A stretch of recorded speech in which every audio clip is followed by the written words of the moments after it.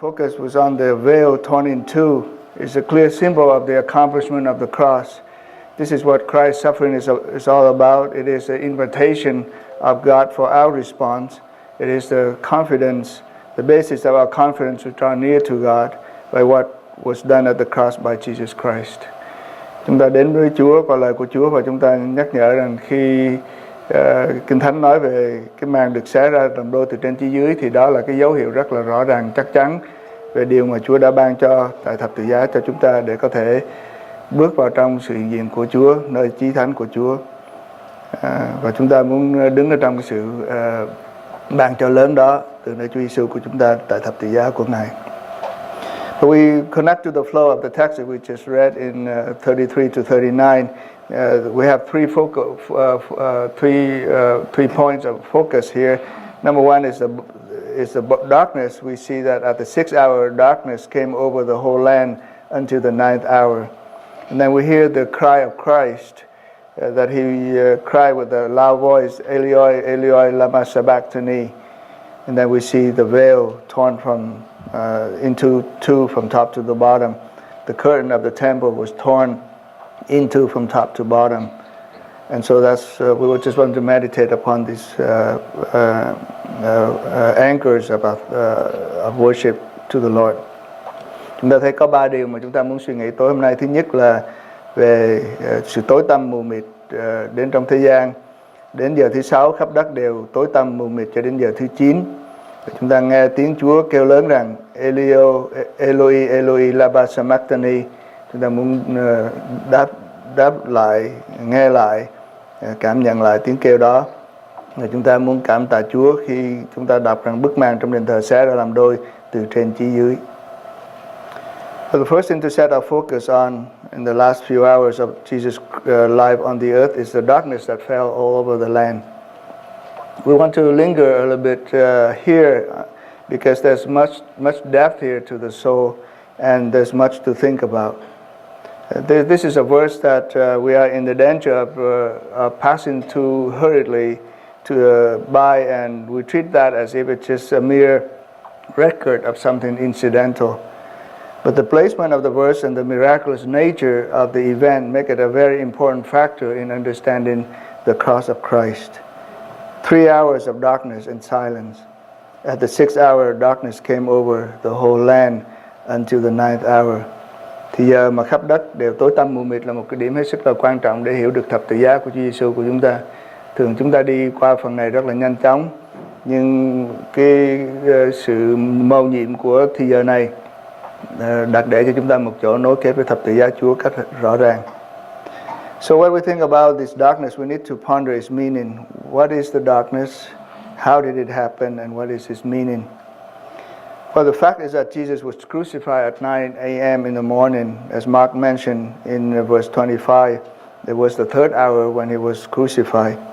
So he went through the terrible ordeal of Gethsemane, the betrayal of Judas, the mockery of the midnight trials by Annas and Caiaphas, and then the early morning trial by Pilate, and then Herod, and then Pilate again.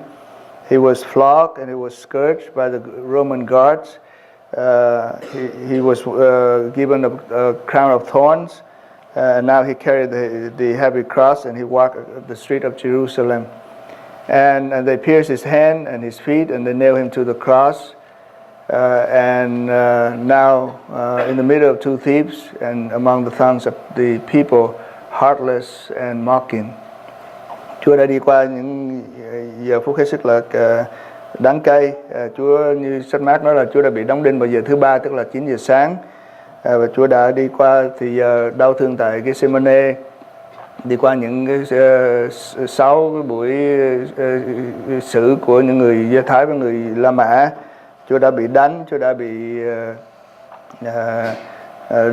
đeo máu gai, Chúa đã bị phải vác thập tự giá của Chúa trên đường lên đồi Golgotha, và bây giờ họ treo Chúa trên thập tự giá. Thì Kinh Thánh nói rằng bây giờ đến giờ thứ 6, tức là sau đó 3 tiếng đồng hồ thì khắp đất đều tối tăm mù mịt cho đến giờ thứ 9. So then after 3 hours as Jesus hung on the cross, darkness fell. And it's from noon hours to 3 p.m., the ninth hour, or until he died. So what happened?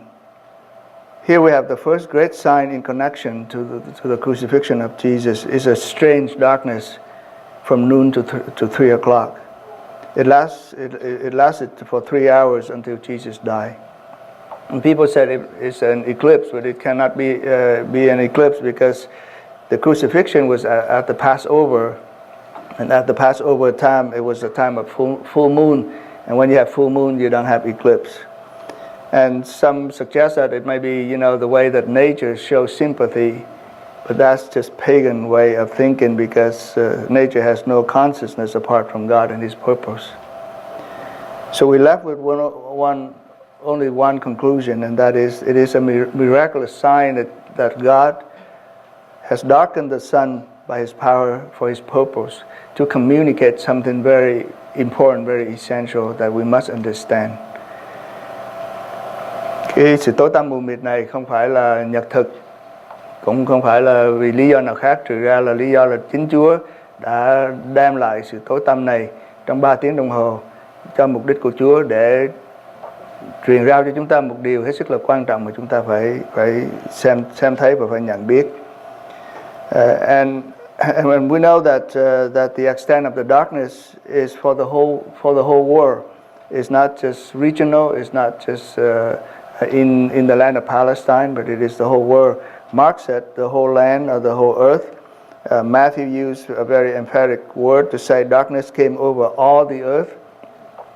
And Luke used the same language, but give an explanation. The sun stopped shining. So when the sun stops shining for 3 hours, you have total darkness for 3 hours. And that is universal darkness that God is saying something that we must pay attention to. Sự bóng tối này không phải chỉ bóng tối chỉ trong cái vùng đó mà thôi, bóng tối toàn thể trái đất. Ba sách Tin Lành, sách Mark, sách Matthew, sách Luca nói rõ về sự tối tăm này khắp cả trái đất. The purpose of darkness is not explained in the text itself that we have, but darkness in Scripture is used to denote divine judgment and punishment. It is associated with terror and pain and suffering under the judgment. Isaiah 13 verse 9, let me just read it for you, tell about a very common usage of darkness in terms of judgment. See, the day of the Lord is coming, a cruel day with wrath and fierce anger, to make the land desolate and destroy the sinners within it. The stars of heaven and their constellations will not show their light. The rising sun will be darkened and the moon will not give its light. I will punish the world for its evil, the wicked for their sins, and I will put an end to the arrogance of the haughty and will humble the pride of the ruthless. Joel chapter 2 verse 1.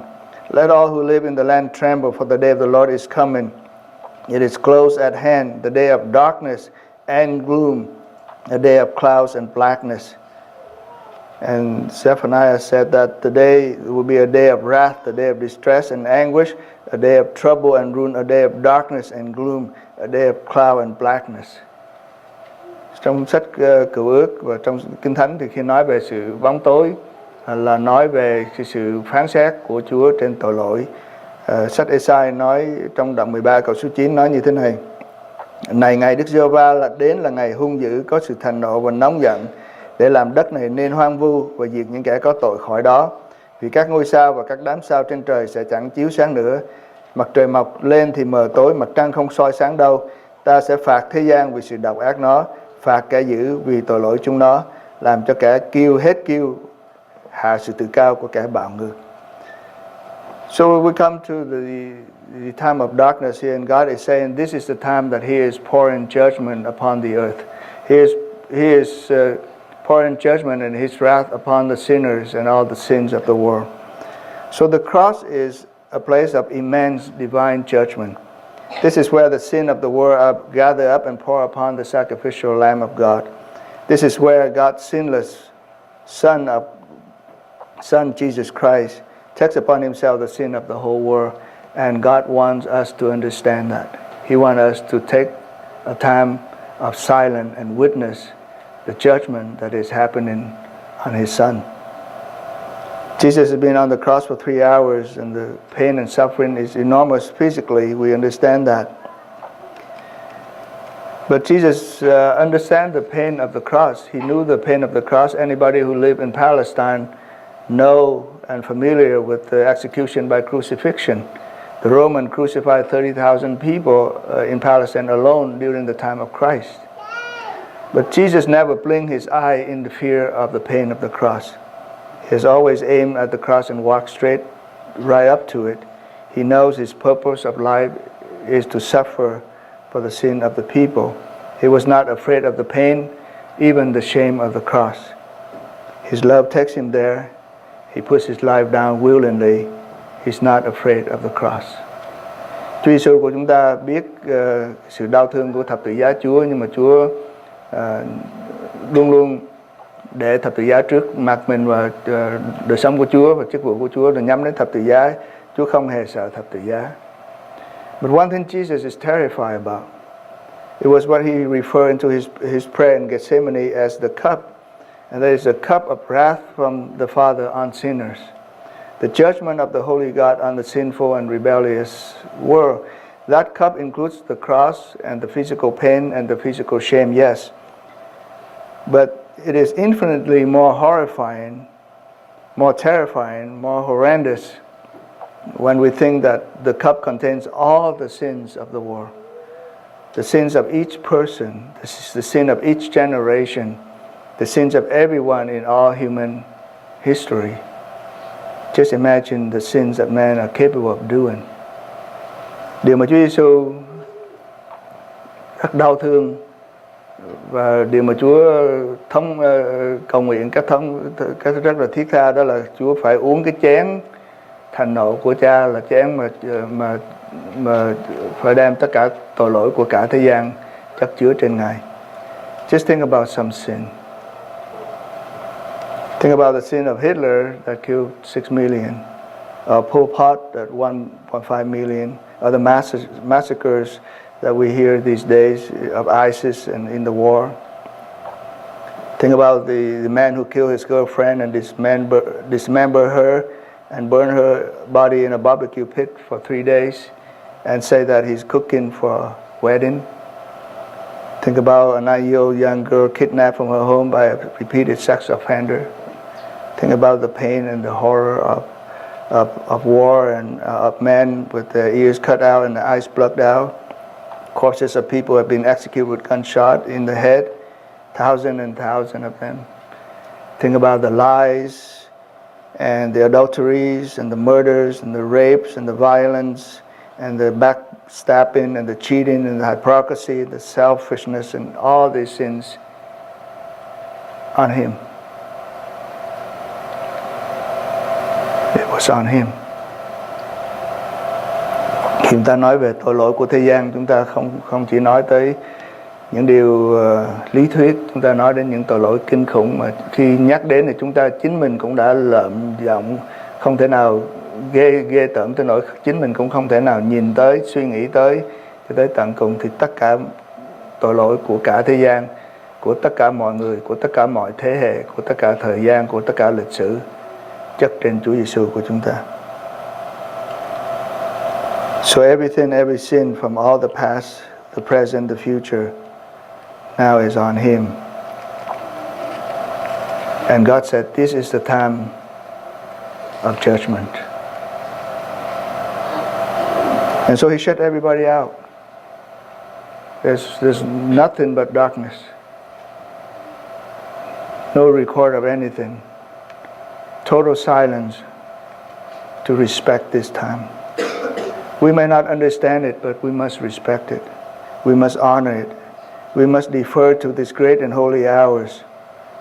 We must think about the darkness and the pain on our Christ and bow our heads and drop to our knees in deep reverence of these sacred moments. It is a great sin indeed if we just hurry through and pay only scant attention to such great and awesome moment. Great moment that God performed a miracle to call our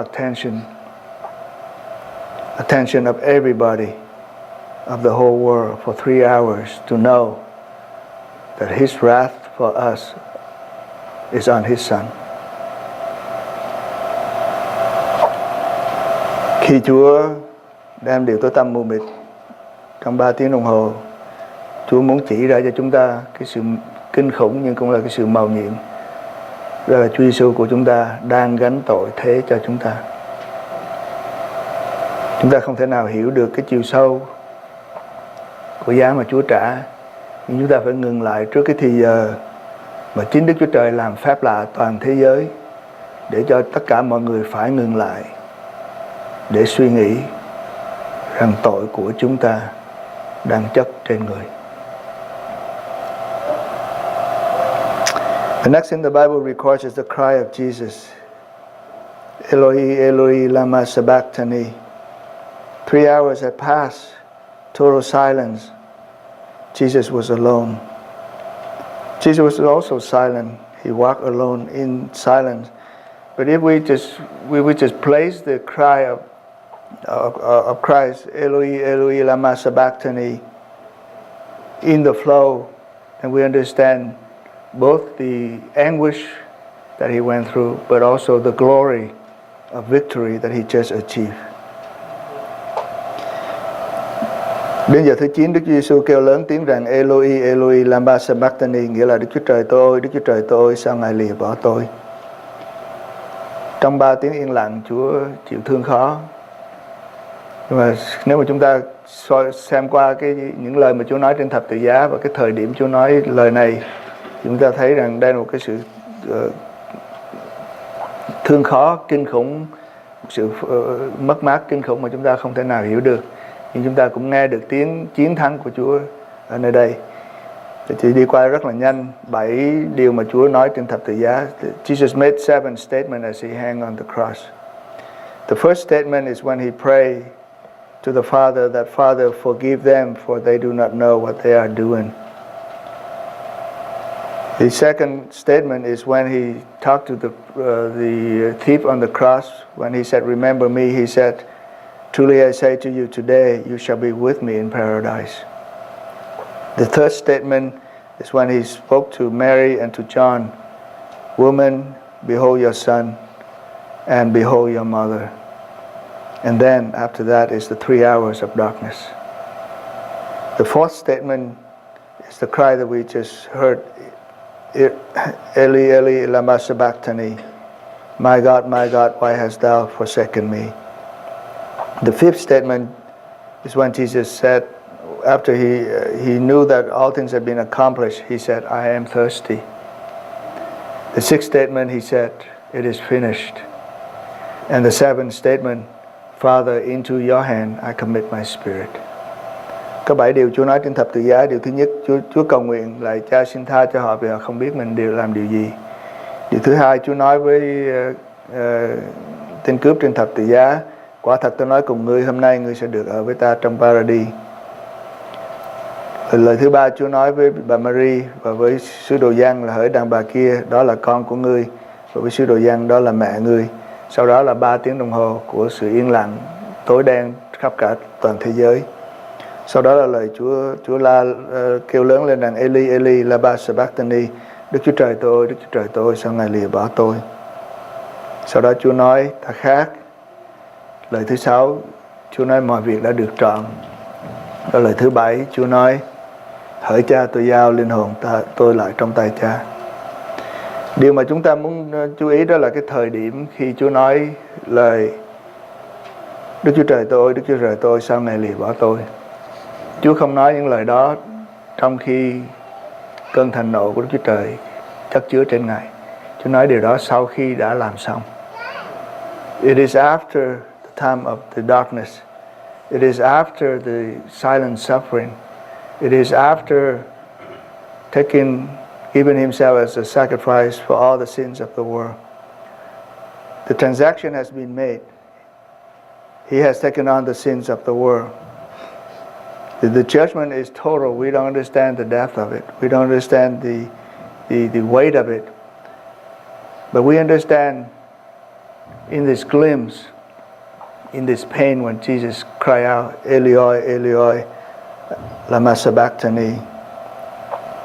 Matthew used the Hebrew form, Eli, Eli. Mark used the Aramaic form, Eloi, Eloi. And they both use the form lama sabachthani. Eli or Eloi means my God. This is the only time of the whole life of Jesus on earth that he called the Father my God. Every other time he said my Father.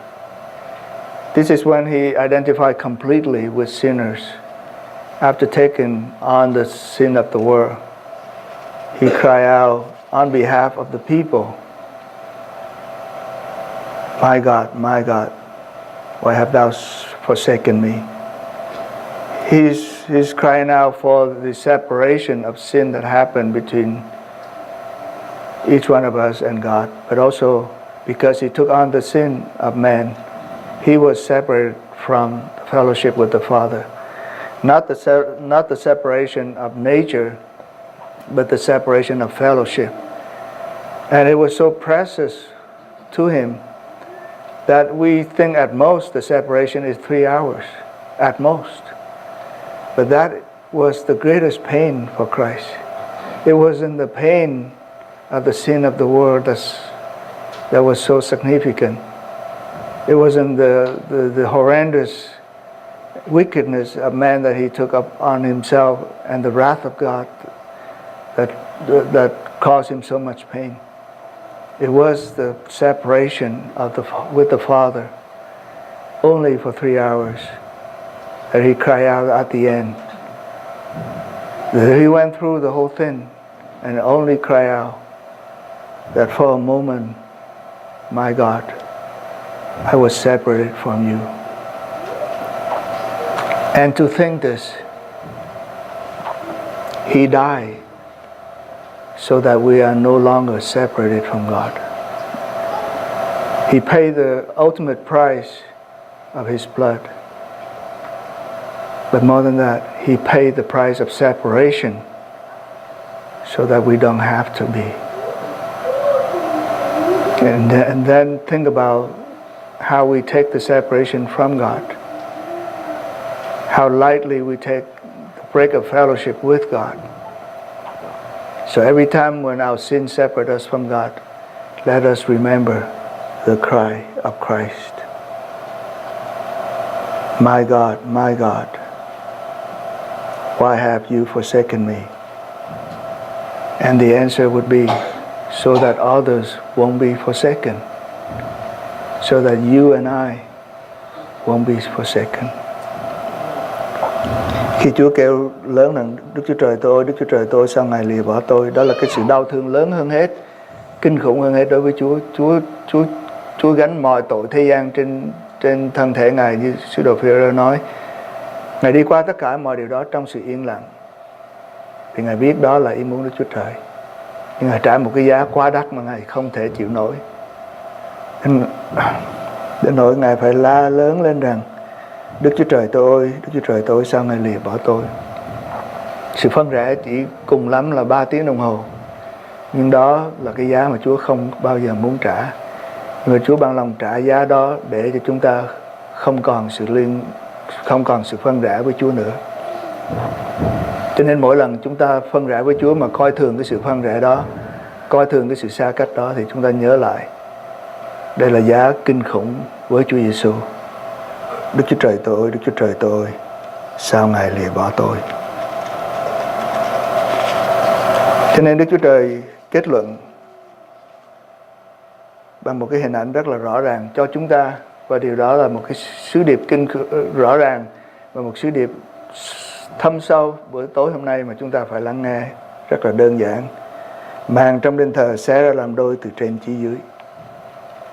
Tất cả mọi công việc của Chúa Giêsu làm để Đức Chúa Trời có thể thực hiện một điều, đó là xé tấm màn từ trên xuống dưới để mời, để gọi, để kêu tất cả chúng ta có thể bước vào trong sự liên hệ với Chúa.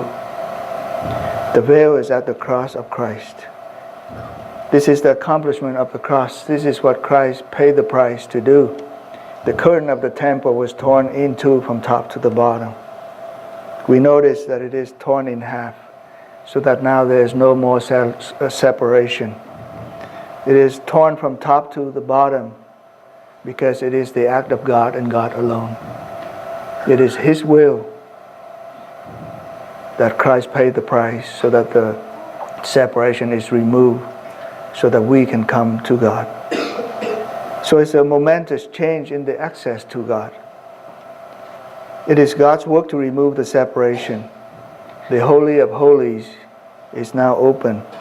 The presence of God, the place of God, the heart of God is now accessible to sinners like us. Chúa xé từ trên xuống dưới bởi vì Chúa đang mở nơi chí thánh để những người tội lỗi như chúng ta có thể bước vào trong sự hiện diện của Chúa, bước vào trong sự đối diện với Chúa. Vì tội lỗi đã được, sự trừng phạt đã được thi hành, giá đã được trả, huyết đã được đổ ra, sự chết đã được thi hành, và bây giờ Chúa mở cửa thiên đàng, Chúa mở cửa nơi Chúa ngự cho tất cả mọi người như chúng ta có thể bước vào. Và cái hình ảnh cuối cùng Chúa muốn để cho chúng ta thấy là hình ảnh của một người bước vào. Thầy đội đứng đối ngang Ngài, thấy Ngài trút linh hồn như vậy thì nói rằng người này quả thật là con Đức Chúa Trời. And the picture that Mark wants to leave to us and confront us and compel us and demand of us is this response. And he picked a very strange guy. He didn't pick a Jew to do this, who understand, who has scripture, who has the background. Didn't pick one of the disciples because they were not there. He didn't pick the people of Jerusalem. He picked a foreigner, a one who would be the furthest from the Holy of Holies of God. And he said, the centurion who stood there in front of Jesus, this man came to see Jesus face to face. He was there. He saw Jesus face to face. He encountered Jesus. And tonight the call is that we must also encounter Him. We must stand in front of Jesus face to face. Look at the cross and don't leave until we do so. Heard His cry. Understand the price. Not just the pain that we so much talk about, the thorn on the head and the blood on the side and the nails. Jesus said, those are nothing. The sins of the world piling on Him. He said, I take that. But the thing I cannot take ever is the separation of my Father. And I paid that price for you so that you can come to Him. So now come to Him. You must come to Him, or the price I pay, or the cross that I hung on is despised, is trampled on. That is the response you must do. You must come to God. Heard His cry, saw how He died, and said, surely this man was the Son of God. Saw how He died, and say, this is my God. This is mine. I know Him. He is the Son of God. So we want to come to Him tonight. We come to Him at His table. But before that, I'd like you just to come to Him face to face by yourself. Do you hear His cry? Do you understand the price? Do you know what He died for? Very simple, so that you come to God. Chúa Giêsu chết trả giá rất cao để chúng ta có thể bước vào nơi chí thánh trong sự hiện diện của Đức Chúa Cha. Chúng ta sẽ bước vào nơi đó trong lễ tiệc thánh.